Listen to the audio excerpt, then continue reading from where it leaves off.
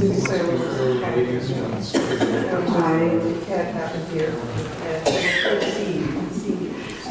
going to get started.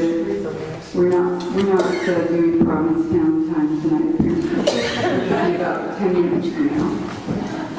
Hello, my name is Lynn Stanley, and I'm the curator of education at the Provincetown Art Association Museum. It's my pleasure to welcome you tonight to the first Freddie Shiplevan Lecture of 2012.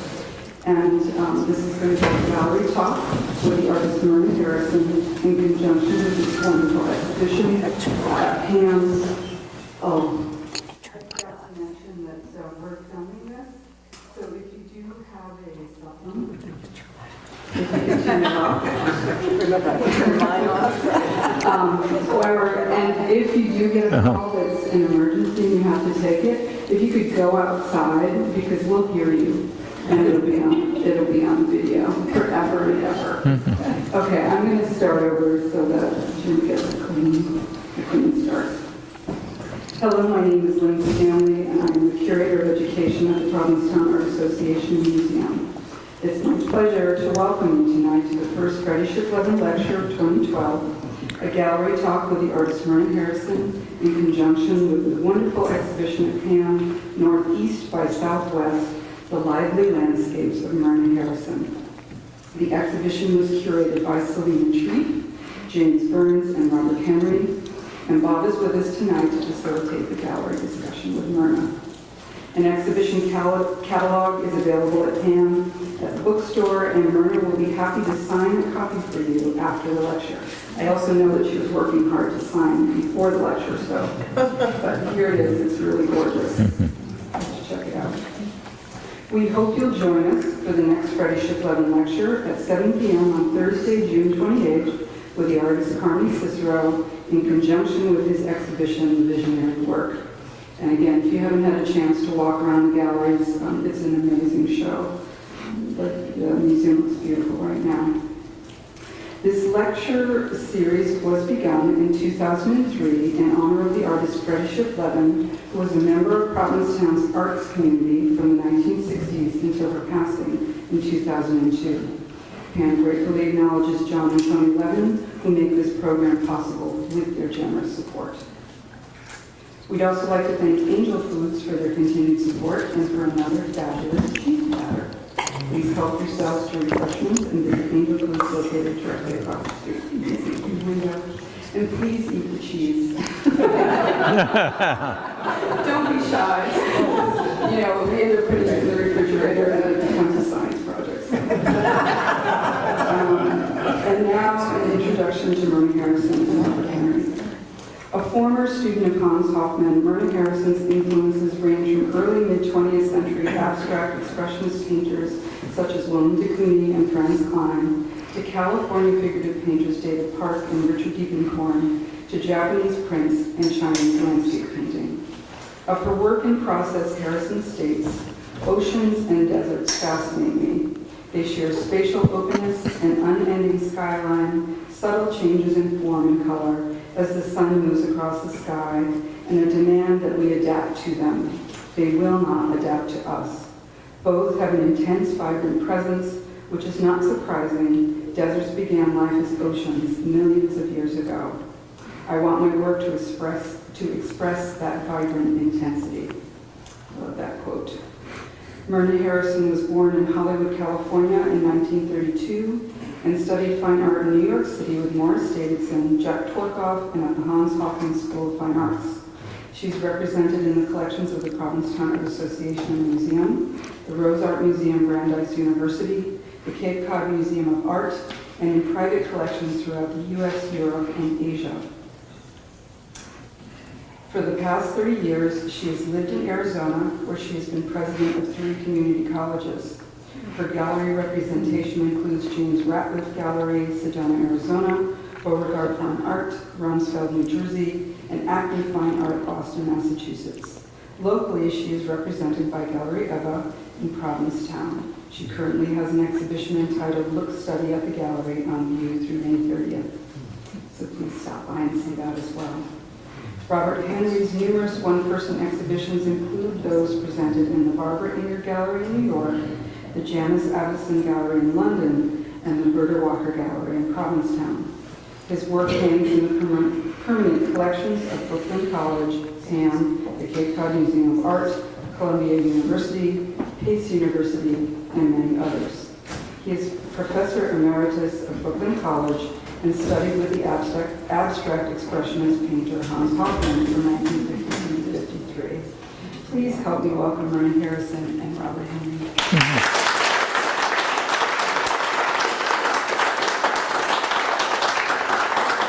Thank you, Lynn. Since I'm supposed to facilitate, I'll start. Sometimes when I try to facilitate, I make things more difficult in hanging the... First of all, let me thank Selina for working together with me. The way we did this is Myrna sent us hundreds of images, and we went through them together to select the work that we thought Myrna should bring here from Arizona. And what we'd like to do is have twice as many works come to the gallery as we could possibly hang. And we didn't exactly have twice as many, but we had a lot to choose from. And then when it came to the actual hanging of the show, I was responsible for that. And I made it more difficult than it should have been because I had an idea. And my idea was that in this room, I wanted to show some of the works from Arizona and some of the works from the Cape or from the East. And so these paintings went up right away, no problem. And then on this wall, I wanted to put some of the drawings and some other things, which are Provincetown things.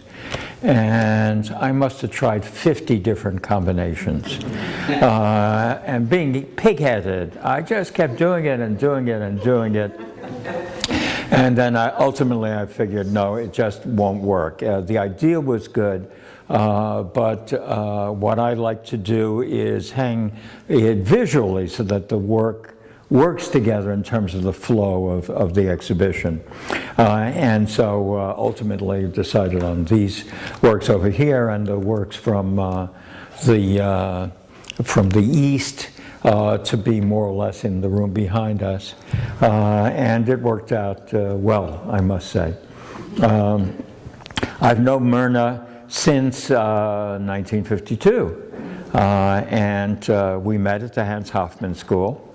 And shortly thereafter, I rented a loft in New York that Myrna and her then husband Earl Pierce were subletting, and they were a group of us Hofmann students who were working in that loft. And I talk about it in the essay in the catalog, which is a really nice catalog, so I won't go into it too much. But we were close friends then, and though we have been separated by most of the continent for all these years, we're still close friends. So that's what I'm doing here. So Myrna, go ahead. Yes, we met back in New York. We both were Hofmann students. And I'm going to use the line I didn't get to use the other night, which was, we've known each other for a long time. 713 Broadway was the loft. It does turn up in various books on the period. And we had no heat, no hot water, hauled 100-pound sacks of coal up 5 flights in order to put them in the coal stove. And I'm probably one of the few people, certainly the only person in this room, I think, who knew Bob and Selina actually before they were married. And so I remember they're going out together. and Bob had the studio there in the loft. And they were unable to make, there was a drawing show opening on Saturday night at Gallery Eva, and they were unable to make that show because they were attending their granddaughter's college graduation at Wesleyan. And I was sorry I didn't say that last time, because I think it's a kind of beautiful connection that we have.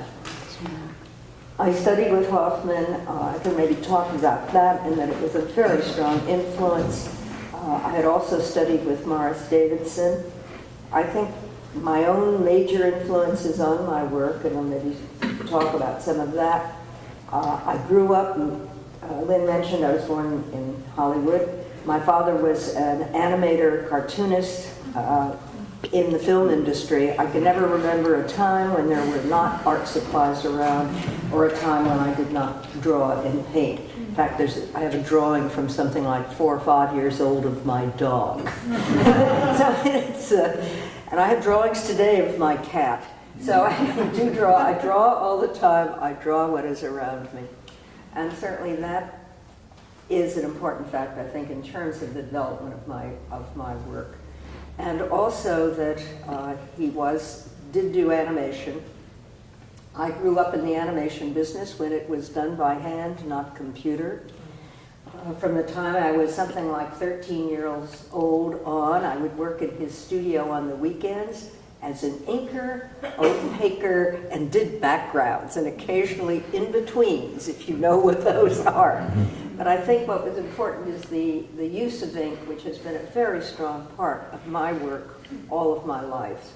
And I think that use of line and all may in some ways go back to that very early work doing inking on animated cartoons. And I look at the work that I have and I think there is a connection going on with some of that. I went to the High School of Music and Art in New York. We moved from California to New York. I went to the High School of Music and Art. I then gave up painting and gave up art. Came out of a family that was somewhat politically active, as every Jewish person coming out of California in the film industry was. And gave up the painting, and then moved to New York, was at Music and Art. Went to the University of New Mexico. I wanted out of New York and I wanted away from art. I majored in social work for at least 1 semester, but took a drawing class anyway. Came back to New York, realized I was drawing all the time. Went to a teacher I had had at Music and Art and said, who do I study with? What do I do now? I debated about going to Black Mountain when I got out of college, when I got out of high school, but didn't. I didn't think I was quite there. And she suggested Morris Davidson, and so I studied with Morris Davidson in New York, and then here in Provincetown for the summer. And I had a room I rented with a roommate that I had from New York. It had a hot plate, a bathroom. We cooked there. The only sink was in the bathroom, and I think there was an icebox. And it had it was right on the bay, and it's one of those houses in through here. Everything has been so gentrified since 1952 that I can't remember exactly. I don't remember the exact address, but I can't pick out the house. It was on the 3rd floor. We walked up. There was a big table in front of a window, a big window that looked out on the bay, and I used that table and did watercolors. Those are the ones in the back of the room. Those 3 watercolors are out of the series that I did then. And I was at that point studying with Morris Davidson. I had been always fascinated with Cubism. Certainly Morris Davidson had a very strong connection to Cubism, and that had a lot to do with the work I did. And characteristic of that, I don't remember how many are in the series. I'm going to say somewhere like 10 to 15. And that's characteristic of my work. You'll find work here that says number 1, number 10, number 15. And that's because I often work in series. Something will be in my mind and I will keep working on it. From that isn't plein air. I was sitting inside. It's not a reproduction of what I am looking at. I'm sort of look at it, I think even now, I draw a lot. I don't hardly ever, even today, do plein air. I have done it occasionally. But I do look and draw all the time, and most of the work comes out of that looking and drawing. I don't use photographs. I didn't then, I don't now. I have some work that I've done from photographs. One piece that I can think of, I was hired as a commission to do something, a landscape, and I did take photographs because it was a landscape I didn't know well. And so, that's the Morris Davidson. The following year, 1953, I studied with Hofmann, and then have, gone on from there. Certainly, Morris Davidson was an influence. Cubism is a strong influence. Fauves, Matisse and the use of line, I think of that often as being very important in my work. And ink. And I hadn't thought about it until Bob wrote the essay that black is such an important part of my work. I've tried for years to get a gallery dealer to do an all black and white show of mine. They all look at me and say, "Are you nuts, Myrna?" I like black and white a lot and do a lot of it. I keep going back to the drawing because I think that's one of the things that has been most characteristic of my work right on through, is the fact that I draw. Those of you who are around early in the morning, I'm an early morning walker. I usually have a notebook with me, and I go out and I draw either on the pier, out at the breakwater. There are some of the notebooks in there, in the other room. Several things I've mentioned just in this room is that there are two works here that were not done from drawings of a specific scene. Otherwise, generally I do drawings and then I'll work from them back in the studio. The two works that come from somewhere else, they come out of the mind and out of what I call internalized landscape. I think we all of us who've worked certainly as long as Bob and I, Selina and other people here, we can draw what we can see. That's never an issue. You can draw what you can see. It's what else happens. And I do draw, but then occasionally and then at night I'll work, sometimes on drawings. At the show at Eva's, you'll see a whole lot of little drawings that I've done, where sometimes that's in my mind and I keep working on it.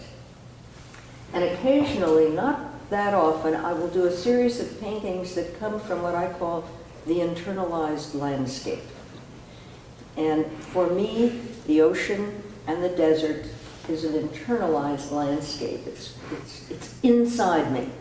I have drawings of Chaco, New Mexico. I've been there, but it's great. It's because the Indians built Chaco in something like 1200. So it's a really interesting place to go if you haven't gone. I highly recommend it. And Irene drove me there. I wasn't able to drive 2 years ago, and Irene drove me back to Arizona, and we went to Chaco, and I did drawings while she was driving. But the one at the far end there is called Memoryscape, and I did a whole series, again, I did like 10 or 12 memoryscapes, and they are from that internalized landscape, not a specific place. And this one, Desert Pinnacles, is also an internalized landscape, and I don't remember, that may be number 1, I don't remember right now, but it's been, there are probably 10 or 15 in that series as well. The rest of these, this is from my patio in Arizona. This is Vulture Peak, as I remember. Yes, Vulture Peak. That's Vulture Peak, and the one at the end is Vulture Peak, and the one all the way back is Vulture Peak. And that's really this incredible, massive stone structure that comes up very near where I live. There are mines catacombing through it. And this is from the Superstition Trail, which is a fabulous, through the Superstition Mountains, and all largely dirt road. I have a Jeep for a reason. I once was looking to buy a new Jeep, and this nice, not terribly nice, this young kid said to me, "Oh, you don't need four-wheel drive, that's just a fashion statement." I said, "I need four-wheel drive to get to my house." I don't need four-wheel drive. And I can say some of the things that I like particularly. This one is a very tough painting. I've shown it before, not in a museum, but in a show at a gallery in Sedona, Arizona. And as you could probably tell, I don't like pretty. I don't do pretty. And one of the things I like about it is that, and in the introduction, that is true of both the desert and the ocean, is that it's this tough environment. It's an inhospitable, tough environment. It is not a sort of Wordsworth, nature mother of us all. It's more like nature red in tooth and claw. That's really what it is, and that's very much the desert, and in many ways that's the ocean. The ocean doesn't adapt to us, we adapt to it. You have to get prepared to go into the ocean. You have to get really prepared. People come out and they have little flip-flops on and they're going to go out and walk in the desert. I say, don't do it. I go out and work in my yard, or I have an electric fence to keep the cattle out. In the West, it is my responsibility to keep the cattle out, not the owner's responsibility to keep them in. And so I, every so often, go out and fix my electric fence. And I wear boots up to here, Levi's down to there, long sleeve shirts. It's just not hospitable, it's not friendly. There's a wonderful, I'm sort of rambling, there's a wonderful D.H. Lawrence story called St. Maur, and there's a set piece about a woman who has a cottage, and she goes away for, 2 years later, the desert has totally absorbed it. It's just the way it is. I mean,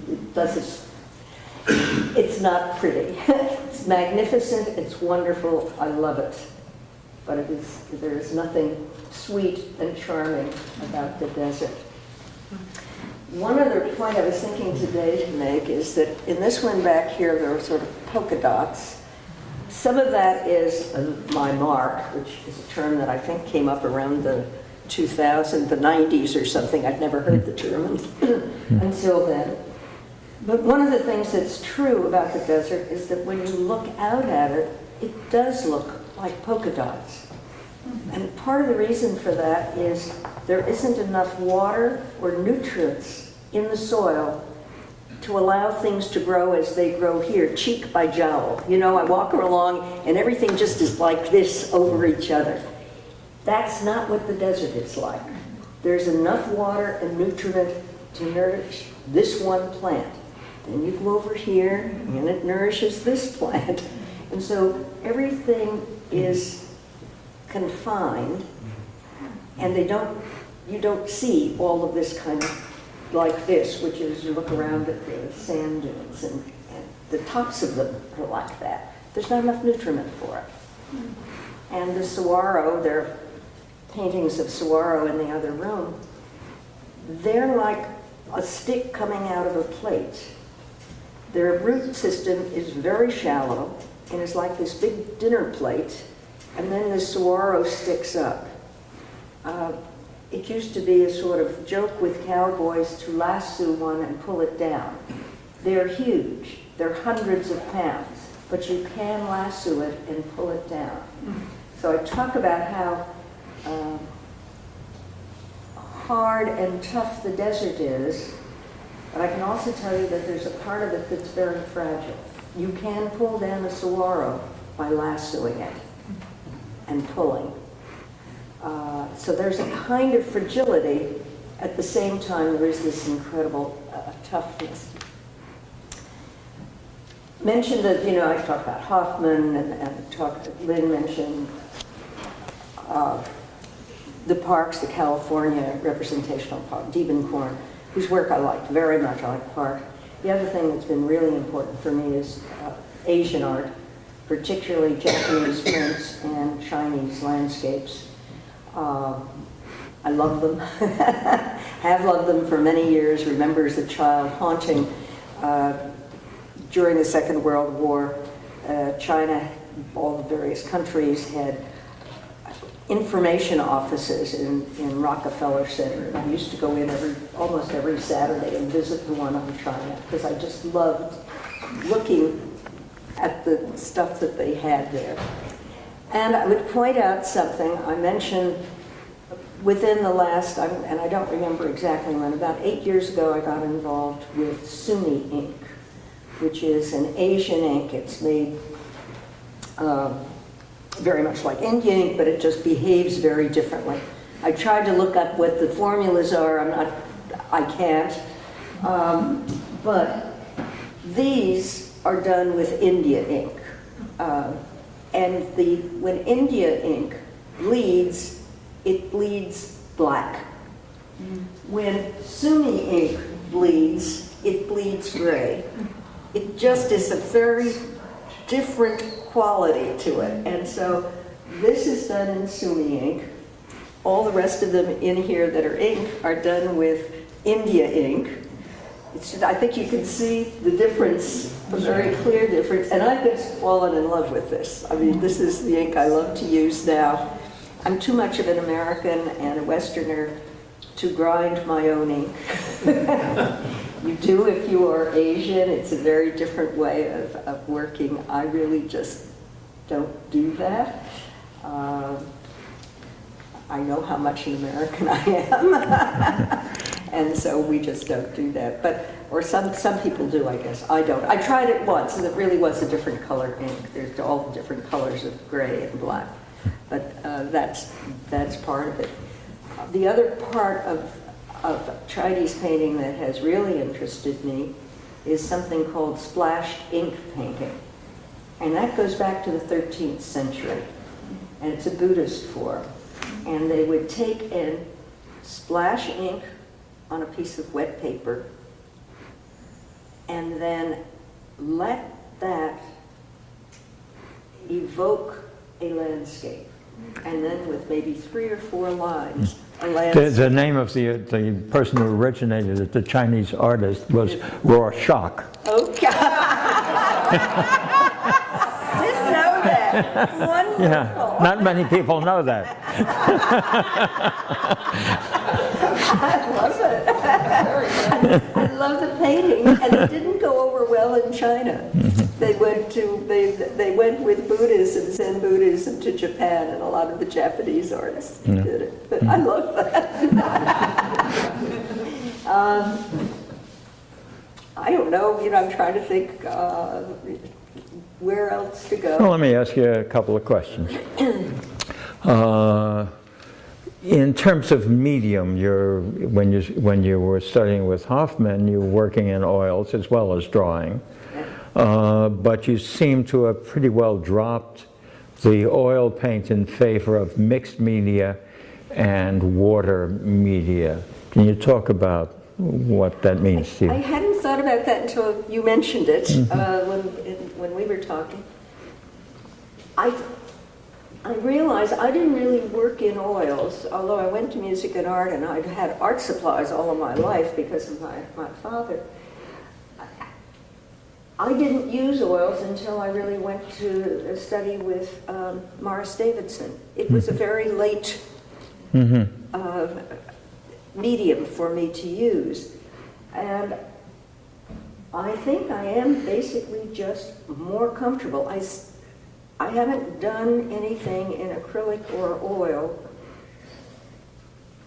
It's been probably maybe 3 years or 4 years since I've done anything in that. And I'm not sure, I think it's just, I love the way it behaves on the paper. When I work, I usually work with wet paper, pretty wet paper.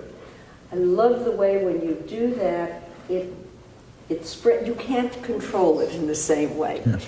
And I think that being able to work when you can't control, with a brush stroke in oil, you pretty well know what's going to come out. You do it and you pretty well know what it's going to be. With watercolor and ink on wet paper, you really don't know. So you must constantly respond to what is happening on the paper more than what is in your mind that you want to see. Yeah. Yeah. And I think that's probably what interests me in it. Yeah, that's a good answer. I like it. I know Selina who works in oil mostly. From the moment she starts a painting, she always talks about being afraid that it'll get too tight, and is always fighting, and successfully fighting that. And I think part of the reason why oils can get too tight is that it's possible to control more in oils than in watercolors. But it also strikes me that in oils, there's the possibility, I mean, there are different ways of handling watercolor, just as there are different ways of handling oil, and it's a mistake on my part to talk about watercolor versus oil handling.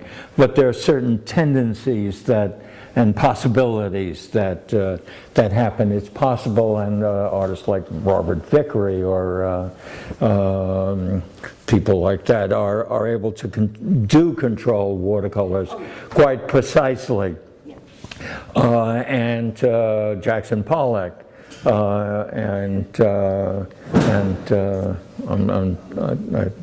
someone else I have in mind, but the name is not coming to my head. Managed to use oils without over-controlling. There's the matter of texture, and in my mind, there's kind of a dichotomy between texture and an abstract surface. I'm talking about referential texture. You're painting rocks, which are very hard things, but the way in which you paint them doesn't really reflect that hardness in terms of the surface of the watercolor. Okay. What I do work with on it, I agree with that, is I'm very much concerned, former Hofmann students, very much concerned about planes and space. And when I work with something like that, which almost reminds me of a spine, and often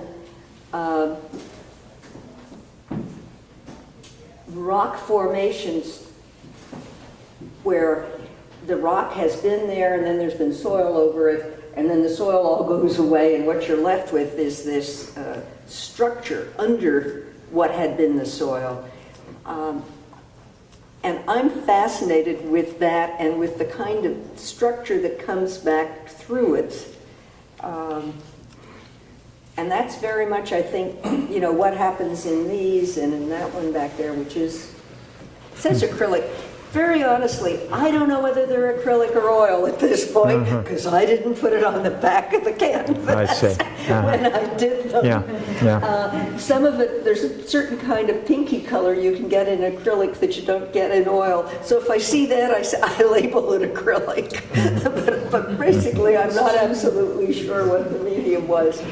I now know I should write on the back, but you think you'll never forget. When you're doing it, you think you will never forget. 20 years later, trust me, you've forgotten. But yes, I think, because one of the things I work with very much with the watercolor and the ink is this sense of trying to get the solidity of it, not necessarily the hardness of it, and the sense of movement back in space, and the way with the rocks that they create this structure. And that's pretty much what I... Could you expand on the difference between solidity and hardness? They on the surface, they almost seem like the same thing. Yeah. I don't know that I could do it. I mean, I don't expect the rocks to look hard. Let me, a little separation. One of the things, I have a neighbor near me who's a very nice, very traditional painter of Western landscapes. She paints the Grand Canyon. Very, very traditional. And she works always from photographs. I don't think she ever draws anything. She always works, I mean, it's the absolute opposite of mine. And we were talking one time, and she had been had also lived in Florida, and she had done seascapes. I haven't seen them, but she said, you know, and I don't remember the name of the artist, he taught me how to paint a seascape. Mm-hmm. Yeah. And that's a very different approach than Hofmann, for example. Hofmann did not teach you how to paint or draw a nude. Mm-hmm. He taught you ways of thinking about it and maybe of seeing it, but not how to do it. And I was thinking today when you talked about, earlier today, when you were talking about watercolor and people who use it, there is a way of learning watercolor, which is, this is how you put down a wash. Mm-hmm. And you know, Yeah.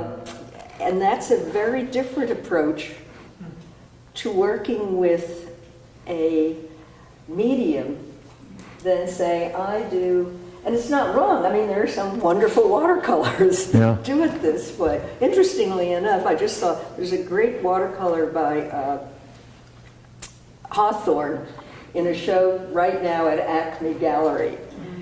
He was totally abstract in doing those. Oh, those watercolors, yeah. It's just gorgeous. He's not laying down a wash. Yeah.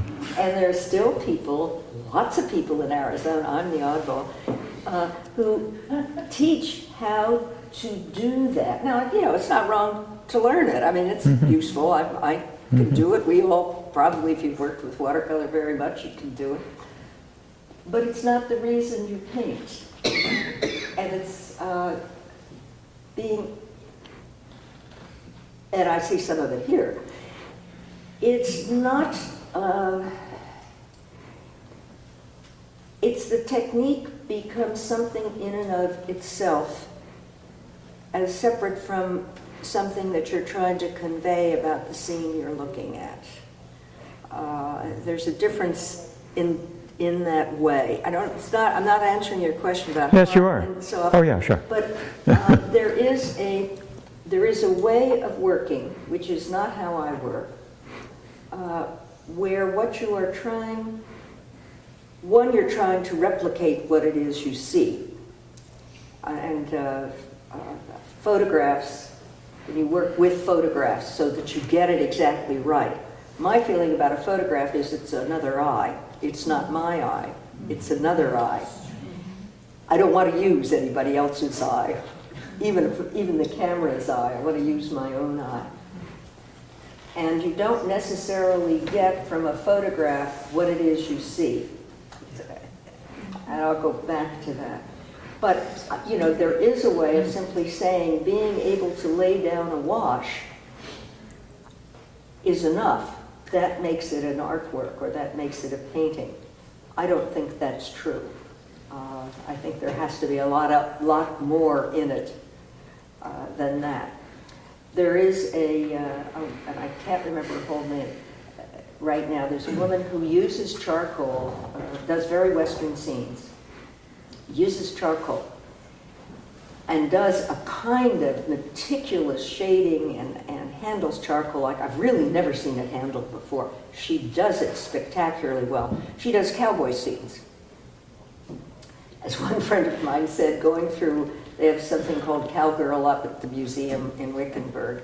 It was the answer to Cowboy Artists of America, because Cowboy Artists of America were really consistent.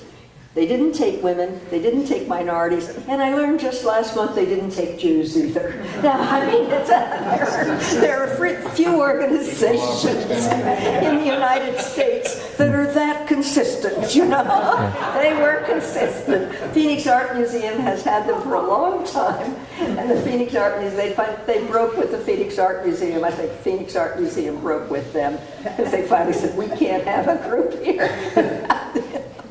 And they're now at Cowboy Hall of Fame in Oklahoma City. But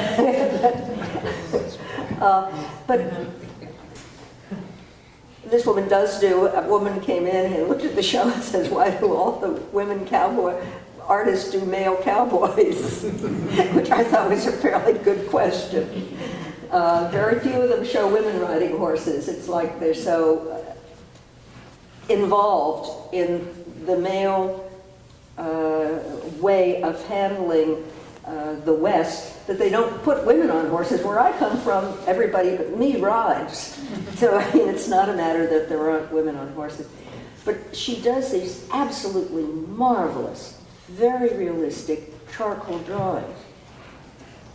And someone said to her, and I had the same feeling looking at them, they're quite large. I mean, they're like this, highly detailed. It didn't look to me like there was enough room for the horse's neck. You know, we're talking about space. There wasn't enough space in the painting for the reins and the horse's neck and the cowboy's hand and so on. And her answer was, but that's exactly what was on the photograph. And it's the difference between the photograph and the eye. It's being able to create the space through art and through how you draw, essentially drawing, and painting. You create the space. Remington does, Russell does. We can talk about very good Western artists. Moran, one of my very favorite Western artists. You can create the space, but that's because you're trying to do that. You're working with the whole image. You're not, and I think it's the problem with photographs, you're not so confined by the photograph that may not have enough space in it. It is an eye. It's not necessarily a bad eye, but it is an eye, and it's an eye seeing it in a certain way. Yes, yeah. I had a question about the piece in the center of that wall. Yeah. I don't know whether it's an advantage or a disadvantage, but I don't remember what the label said. Is it indeed also watercolor, or is it a drawing? I have to think about it. It's acrylic, it's everything. Okay. It's an everything. It's got pastel in it, right? Acrylic, pastel, Acrylic gloss. Because from here, you know, it's so distinctly different from the other because you're experimenting with that, with dry. And it's and it's not outlined in the same way.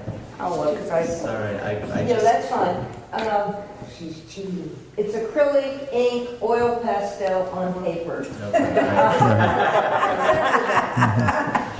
And it's what I was working with, and it is right off my patio in where I live. As I say, I live out, I have a four-wheel drive. What I see from my place is it looks like this. And I wanted that toughness and that sense of line and hard to do. And it is, it's all of it together. And I did a series. This is, again, one of three, all called Sonoran Fall. I live in what's known as the Sonoran Desert. I live in the mid-Sonoran Desert. And the mark of the Sonoran Desert is the saguaro. And it comes up through from Mexico, and then when the saguaro is done, the Sonoran Desert is done.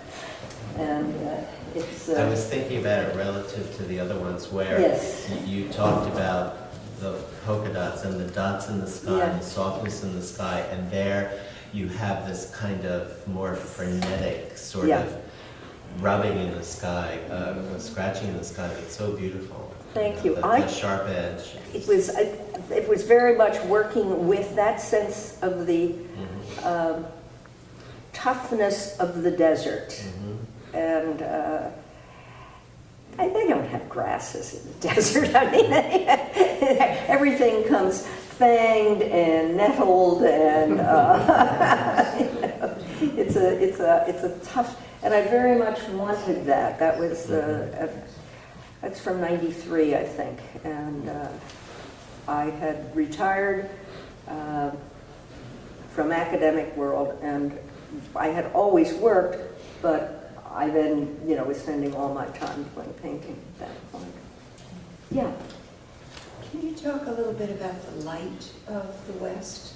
I was hiking in Utah this last fall, and and I grew up in California, so the light of the West is very special, and the Southwest, I think.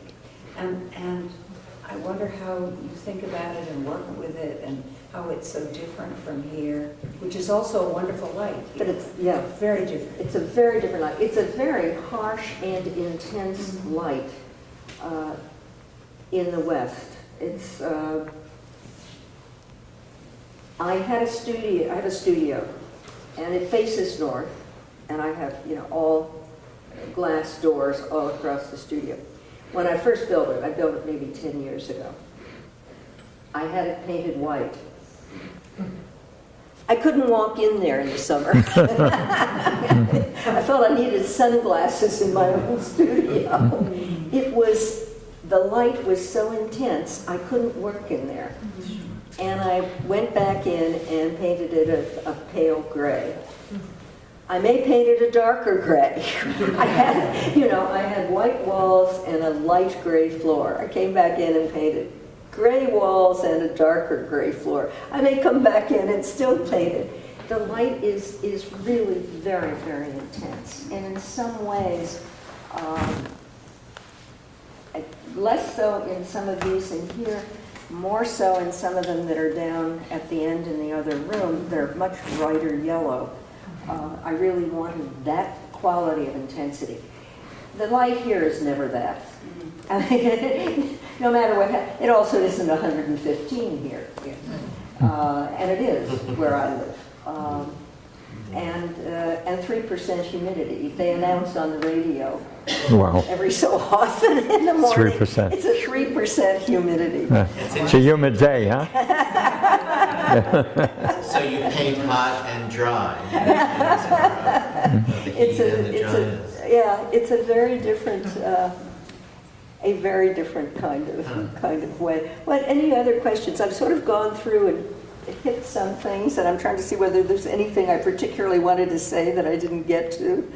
I did very much want to make the difference between being taught how to paint something rather than a kind of conceptual thinking, a way of thinking about things. And I love singing. I can tell you that now. Any other questions? Yes? I'm impressed with the variety of your medium. I wonder if you still feel the same today that you did when you did that one or the other one out there, or the assuming inks or whatever.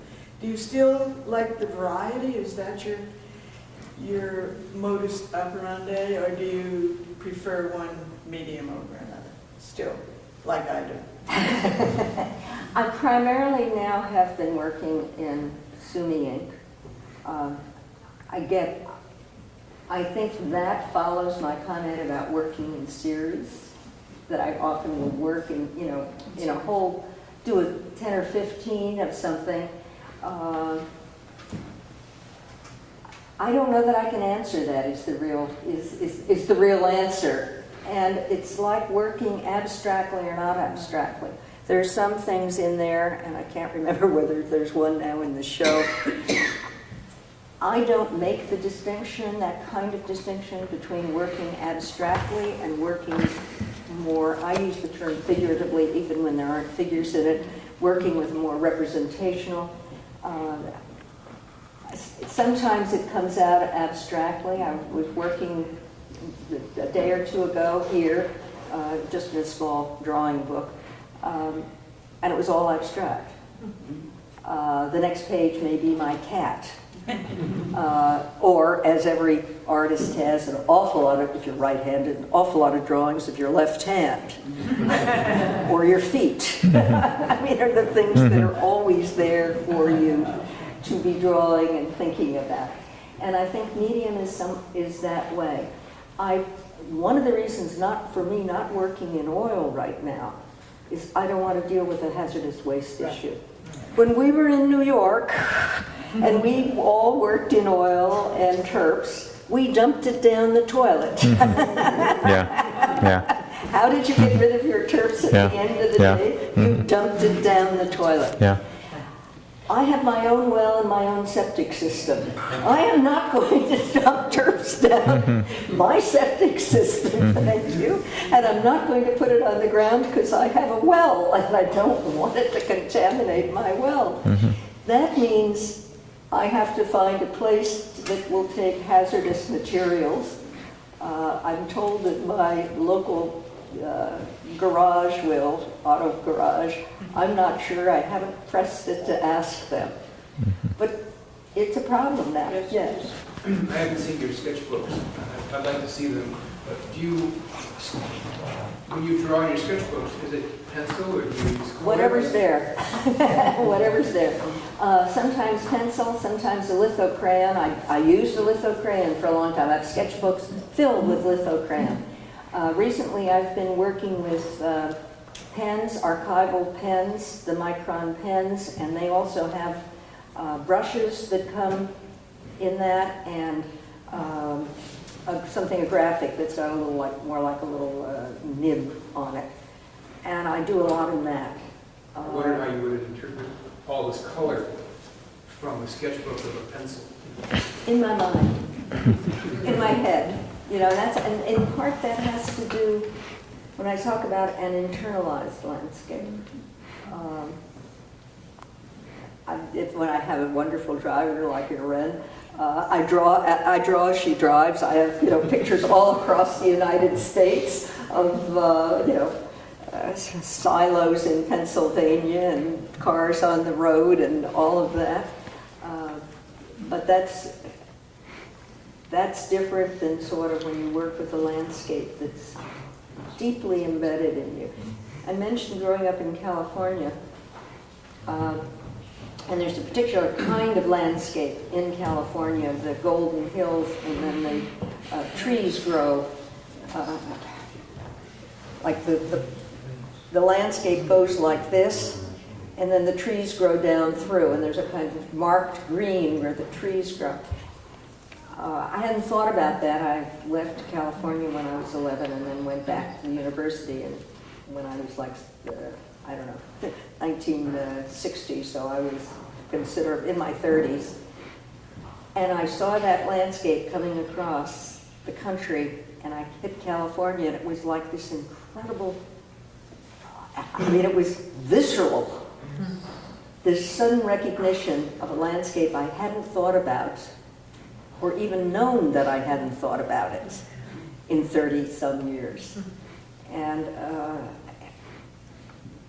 the landscapes of our childhood and just where we live, I think, have that kind of visceral meaning for us, if we're a landscape person. I mean, I don't know whether that answers. And I have one other question. When you mentioned Richard Diebenkorn, which period was when he was abstract or when he was figurative? When he was figurative. He was around California. He was also around here, I understand. I didn't know him then. But he spent a lot of time in the Midwest, too. Pardon me? He spent a lot of time in the Midwest. In the Midwest, yeah. He does great nudes, too. Absolutely. Great nudes. But I'm also thinking of the more figurative landscape kind of work. And Parson was there. And I loved his work. And I did completely abstract work for many years. And there's one painting which is not in the show. It is in the catalog. And it was the one at which I began to go back toward doing The one with that C shape? it's the one that's the red chair, ochre table red chair. Oh, I never looked at titles. Anyway, this is it. It's not in the show. I can pass it right. around. Yeah. But it's sort of like the one which I stopped doing completely abstract work and started then doing the other. Now I still do, as I say, I still have completely abstract work. I don't think there's the distinction that so many people make in it. It almost surprises me what comes out. Do you ever use white in your paints? Oh yeah, I use gouache. I use some gouache. See, I don't believe there's anything right or wrong about it, the way a medium is used. And It's a little bit like the thing about doing the washes. A wash has to be done this Yeah, way. yeah, you know? yeah. I don't believe there's a right or wrong way to use ink or a right or wrong way to use watercolor or a right. I think you use to get something said, to get something done on the paper. And if you work right over the top with white, who cares? I don't care whether someone says you don't use an opaque medium with a transparent medium. That strikes me as nutty. Drive you nuts. I don't think there is that. I don't think that you say watercolor always has to be watercolor. Why not put oil and watercolor together? Well, there's a real problem if you try to put watercolor over oil. Clearly, it's not going to work. I mean, there are some things that won't work. That has to do with the quality of the medium. But there's nothing right or wrong. And I was thinking today, we certainly all with Hofmann learned about using the entire page and everything you thought about the entire page. I was thinking of Africanus, and I don't know whether you know his work, where he does a real little figure in the middle of this huge thing. He is thinking of the whole thing because he's really talking about humans in relation to the world. So it's not like it's an itty-bitty figure. It is an itty-bitty figure in a very large painting. But it is something that he's saying about humans and the world and our place in it. As opposed to Hofmann, whose figures, you know, they'd be huge coming off. That's a whole other lecture sometime.